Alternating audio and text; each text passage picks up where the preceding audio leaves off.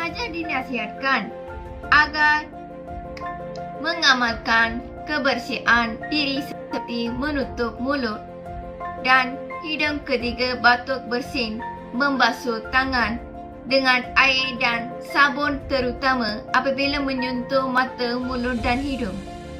Selain itu, pelajar hendaklah mengambil langkah yang segera mengunjungi kemurahan kesihatan berhampiran bersama waris sekiranya mengalami gejala seperti sakit, tekang, demam dan kesukaran bernafas.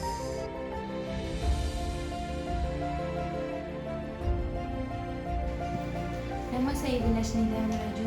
Pengalaman pembelajaran dalam talian. Saya telah memperoleh beberapa manfaat pembelajaran dalam talian. Pertamanya, ia selesa.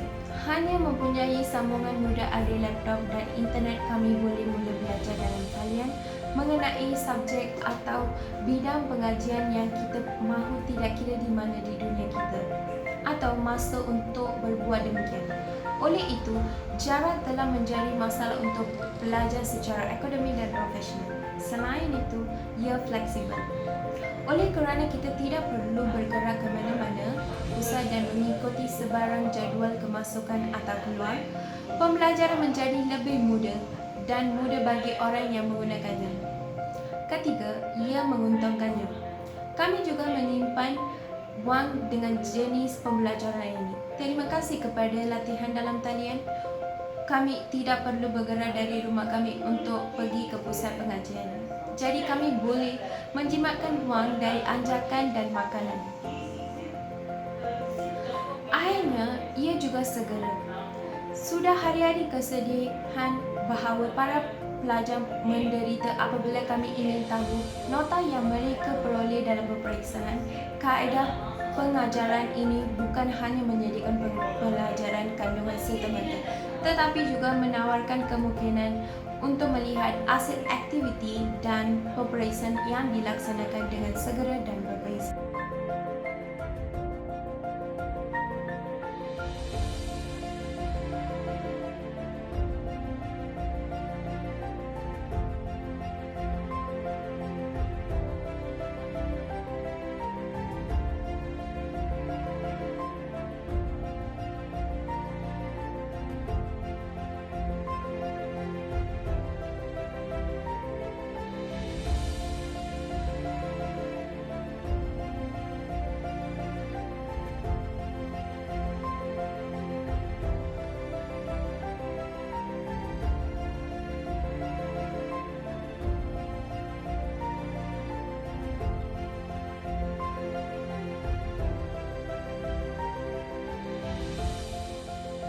Yang menyerang seluruh dunia sangat digeruni semasa kerana kesannya yang boleh membunuh.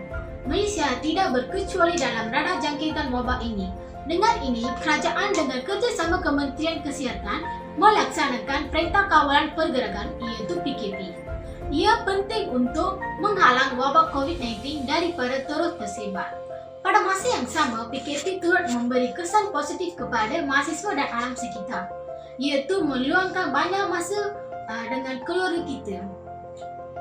Dengan tempoh PKP, kita mengisi waktu dengan anggota keluarga. Mahasiswa dapat melakukan berbagai kegiatan yang positif bersama keluarga seperti melakukan olahraga bersama hingga membersihkan perabot rumah bersama. Dengan ini dapat mengeratkan hubungan antara keluarga.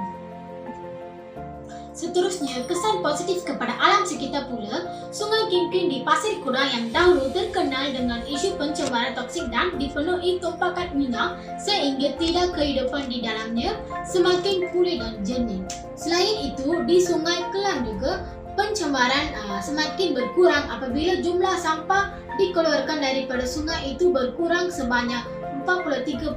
Petunjuk jelas bahawa dengan pengurangan pergerakan rakyat dapat operasi perniagaan sungai di Malaysia boleh dipulihkan.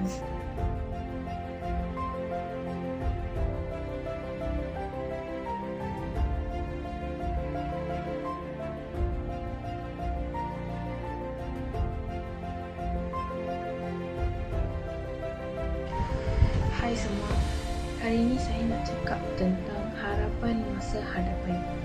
Kami baru-baru ini mulai mendengar orang mengatakan bahawa hidup tidak akan sama setelah wabak COVID-19. Pada masa-masa yang tidak menentu ini, beberapa ramalan untuk masa depan optimis, sementara yang lain cukup mencetuskan pemikiran. Jadi, harapan masa hadapan saya ialah saya mengharapkan pendidikan yang lebih baik daripada sebelumnya. Saya harap iaitu seperti biasa tanpa kelas dalam talian. Saya perlu pergi ke kuliah untuk belajar dengan rakan-rakan saya tanpa sekatan. Akhir sekali, saya harap akan mengadakan cahaya di hujung terowong COVID-19. Seperti saya harap kisah COVID-19 akan berakhir tanpa keraguan. Kita akan kembali ke kehidupan kita dan mengunjungi kawasan luar yang hebat, tetapi kehidupan itu akan jauh berbeza.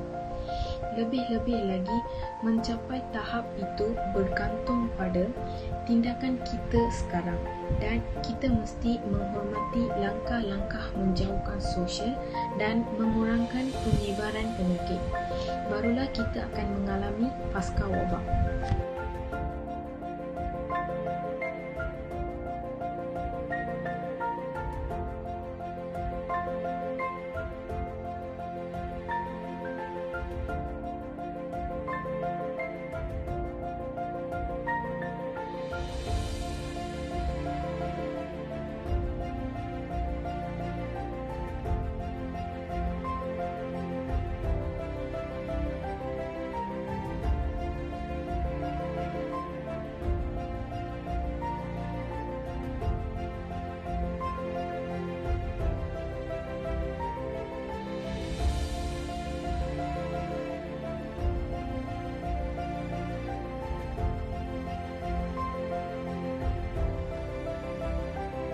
Seperti yang kita tahu bahawa dalam tempoh MCO ini, kita tidak boleh keluar dari rumah. Jadi saya hanya melakukan beberapa aktiviti apabila saya bosan berada di satu tempat. Jadi aktiviti pertama yang saya lakukan adalah menyiram tanaman yang ditanam oleh ibu saya. Sebab dan kesan sederhana berkebun adalah balsam kepada realiti sehari-hari yang rumit yang nampaknya ingin kita bina. Pelajaran penting dan asas kehidupan dimainkan di depan mata tukang kebun yang berjaga-jaga yang tersedia untuk membantu membimbing kehidupan kita di luar kebun. Aktiviti kedua iaitu membersihkan rumah. Kita mempunyai rasa bahawa kita harus menjaga kebersihan rumah kita. Mungkin ibu bapa kita menanamnya dalam diri kita seperti kita perlu mengeluarkan penyapu. Sebenarnya ya, kerana membiarkan rumah kita menjadi kotor atau tidak teratur boleh memberi kesan negatif terhadap kesejahteraan mental dan fizikal kita. Terakhir, ini aktiviti yang saya pelajari pada tempoh MCO adalah cuba memasak sendiri di rumah. Memasak di rumah juga merupakan cara yang baik untuk menghabiskan masa dengan orang lain dan tidak perlu menjadi tukang masak yang berpengalaman. Apapun kemampuan dan pengalaman kita sebagai tukang masak, kita dapat belajar menyiapkan makanan yang cepat dan sihat yang dapat memberi manfaat nyata bagi kesihatan mental dan fizikal kita.